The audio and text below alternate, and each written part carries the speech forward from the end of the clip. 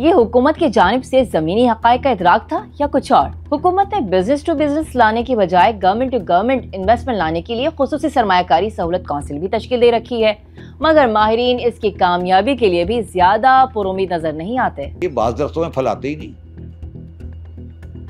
यार, हर दरख्त में फल तो नहीं आता ना। पीपल के दरख्त में फल आता है, नीम के दरख्त में फल आता है,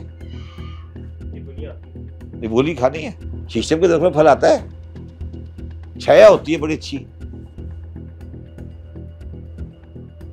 तब वो की बात।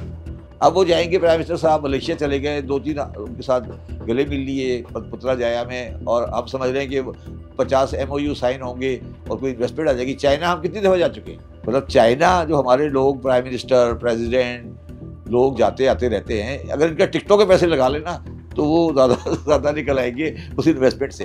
प्रॉब्लम ये है कि जब आपने ये फैसला कर लिया कि आप सब कुछ करेंगे, सच नहीं बोले, फिर आप कह रहे ना वो सरमायादारी की गवर्नमेंट कोशिश कर रही है, वो गवर्नमेंट जो कोशिश कर रही है बेचारी, वो गवर्नमेंट की हैसियत क्या है? अगर वो जाकर कुछ भी कर ले ना, शहबाज शरीफ उनको कुछ भी लिख के दे दे कि मैं इन्वेस्टमेंट के लिए ये देने को तैयार हूं, वो घूम वापस मेरे पास आएंगे कि सर करना है या नहीं करना, मैं क्या जवाब दूंगा? वो किसी रेस्टोरेंट के पास जाएंगे ना कि सर बताएं ये कह रहे शहबाज शरीफ साहब आए, ये प्लेट पे रख के मुझे ये दे रहे हैं, मैं क्या करूं? तो वो हम कहते हैं कि यार आपकी मर्जी है, टाइम ज़ाया करना करें, मगर इसमें ये रास्ता है। देखिए, SIFC आपने बनाई थी कि जो ब्यूरोक्रेटिक प्रोसीजर्स होते हैं या रेड टेप होती है, लाल फीता जिससे कि डिले हो जाता है, हम उसको अबूर कर लें और जल्दी काम करवा दें फॉरेन इन्वेस्टर्स का या बड़े लोकल इन्वेस्टर्स का। तो मेरे ख्याल से नीयत ठीक थी, इरादा ठीक था, लेकिन 2 चीज़ें जो हैं वो मद्देनज़र रखनी चाहिए।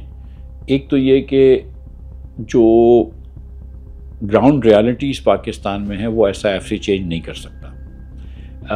टैक्स रेट्स तो अभी सबसे महंगे हैं ना। SIFC जितनी भी कोशिश कर ले स्पेशल इकनॉमिक जोन्स नहीं बना सकता, क्योंकि IMF इजाज़त नहीं देती। टैक्स रेट्स की मसले हैं, बिजली आपकी महंगी है, गैस आपकी महंगी है, तो SIFC क्या कर सकता है? मतलब ये बिजली तो सस्ती नहीं कर सकता। तो reality of Pakistan does not allow investments to flow into Pakistan. Pakistan की हकीकत ऐसी है कि जिसमें कोई भी सरमायाकारी नहीं होगी तो SIFC उसका कुछ नहीं कर सकता। जो दूसरी चीज़ है SIFC को बनाई कि आपने गवर्नमेंट के प्रोसीजर्स आसान कर दें गवर्नमेंट के इन्वेस्टर्स के लिए, वो इन्होंने कोशिश की है, लेकिन उसके अंदर भी देखिए हुकूमत के अंदर आपने रूल्स ऑफ बिज़नेस चेंज नहीं किए, तो अभी भी कमेटीज़ होती हैं, उसके बाद ECC होती है, काबीना होती है, ये सब चीज़ें तो आज भी मौजूद हैं ना। तो SIFC कुछ कर भी ले तो काबीना में तो फिर भी अप्रूव करने जाता है, ECC में तो फिर भी अप्रूव करने जाता है। एक जॉइंट सेक्रेटरी जो होता है वजारत का या डिप्टी सेक्रेटरी या सेक्शन ऑफिसर, वहाँ से फ़ाइल चलती है। SIFC के जनरल साहिबान जो है वो फ़ाइल नहीं काउंट कर सकते, शुरू नहीं कर सकते जब तक कि वजारत से नहीं आए। तो वो बहुत सारे ऐसे मसाइल हैं जिसकी वजह से SIFC प्रोसीजरल हर्डल्स को भी बहुत जल्दी नहीं कर सकता है थोड़ा बहुत, लेकिन जो रियलिटी ऑफ पाकिस्तान है वो तो चेंज नहीं कर सकता। आपने चाइना से CPEC किया, चाइना चाहता था कि पाकिस्तान में सरमायाकारी करे, चाइना चाहता था कि पाकिस्तान से सरमायाकारी करके एक्सपोर्ट करे, हम वो भी नहीं कर सके। हम वो सरमायाकारी भी पाकिस्तान में नहीं ला सके क्योंकि यहाँ पे ग्राउंड रियलिटीज़ ठीक नहीं है भाई। मतलब यहाँ पे आप पोर्ट्स में डिले होता है, कराची के अंदर तो सड़कें टूटी हुई हैं, अब पानी नहीं मिलता है, बिजली पाकिस्तान भर में महंगी तरीन, गैस महंगी तरीन, टैक्स रेट्स महंगे तरीन, ब्यूरोक्रेसी, बहुत सारे मसाइल हैं पाकिस्तान में। अगरचे गुज़िश्ता 1.5 साल से डॉलर के मुकाबले में रुपए की कदर को मुस्तहकम रखा गया है, मगर इससे पहले होने वाली रुपए की बेकदरी सरमायाकारी के राह में हाइल है, जो शायद सियासी अदम इस्तेहकाम से भी बड़ी रुकावट और सरमायाकारों के लिए अदम इस्तेहकाम का सबब है। मेरे $100 मिलियन है ना, मुझे उस $100 मिलियन की रिटर्न चाहिए ना, और मुझे $100 मिलियन पे सिक्योरिटी चाहिए। तो अगर मैं पाकिस्तान में कमाऊंगा तो 280 रुपए का डॉलर में मेरा रिटर्न जाएगा ना वापस। इंडिया में 100 रुपए से कम का डॉलर है। आप समझ में क्या कह रहा हूं? अगर वो चीज बेचेगा तो उसको रिटर्न डॉलर में क्या मिलेगा? जिसने हबीब बैंक खरीदा था ना, हबीब बैंक किसने खरीदा था, उसका इन्वेस्टमेंट इस वक्त डॉलर में नेगेटिव में चला गया। जितने का लिया था ना उसने, इतने डॉलर नहीं बचे उसके पास, क्योंकि 280 का डॉलर हो गया। डॉलर उस वक्त 60-70 का था, 50-45 का था। ये तुमने एक्सपोर्टरों के सर पे हाथ रख रख के 280 बचा दिया, तो इन्वेस्टर तो मारा गया ना।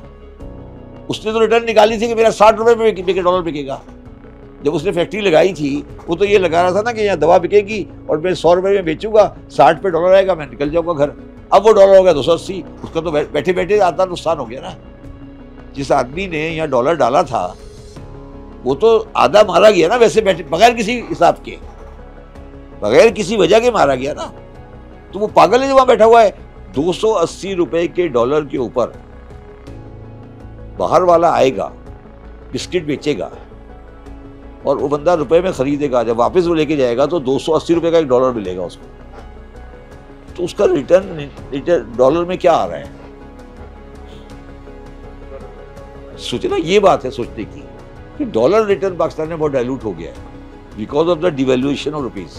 मैंने कल परसों किसी एक बहुत बड़े आदमी को कहा था, जब उसने मुझसे FDI की बात की ना, तो मैंने उसे कहा, मैंने कहा सर एक काम करें, मैं 2 आदमी का नाम बताता हूँ, आप इन दोनों को पाकिस्तान ले आए तो मैं आपकी FDI मान जाऊंगा।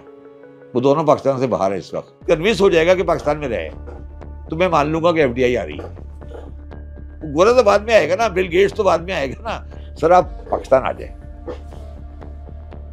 आप कर सकते हैं, आप उन्हें कन्विंस कर सकते हैं। जाके आप चाइनीज को कह रहे हैं, वो मलेशियन को कह रहे हैं, उधर से कभी टम्बकटू पहुंच जाते हैं कि आप इन्वेस्टमेंट करें। अपना बंदा तो आता नहीं है आपका, है आ रहा है। अच्छा, ये सारी बात का मतलब नहीं है कि पाकिस्तान में कुछ है नहीं, पाकिस्तान में इन्वेस्टमेंट की जगह है, मगर पहले एक दफा ये फैसला कर लें कि हमारी ग्राउंड रियलिटीज क्या है। Labour productivity is very low, very very low, skilled भी नहीं है, एनर्जी इज वेरी एक्सपेंसिव। फिर अब लेडीज वर्कर रात को जा सकती है कोरंगी?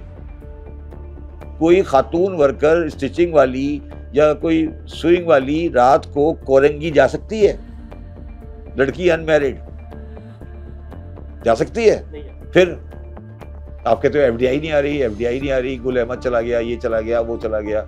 यार अब देखो तो सही कि आपने क्या बना दिया है। कोई बंदा, पैकिंग की गर्ल्स होती थी पहले ज़माने में, लड़की और रात को जॉब करती थी, जाती थी, आती थी। अब वो सारा किस्सा आपने बंद कर दिया, फिर आप कह रहे हो इन्वेस्टमेंट नहीं आ रही। आप देखे जाके बांग्लादेश में टेक्सटाइल इंडस्ट्री में कितना % औरतों का है, देखा है आपने कभी?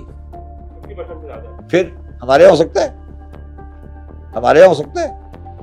आप बताएं, कोई रात को वैगन में औरत जा सकती है कि वो जाके इंडस्ट्री में काम करे? कोई ताल्लुक नहीं सियासी से। मेरे हिसाब से पाकिस्तान के लिए कोई रेलेवेंट नहीं। पाकिस्तान में तो सियासी इस्तेकाम आ ही नहीं सकता कभी।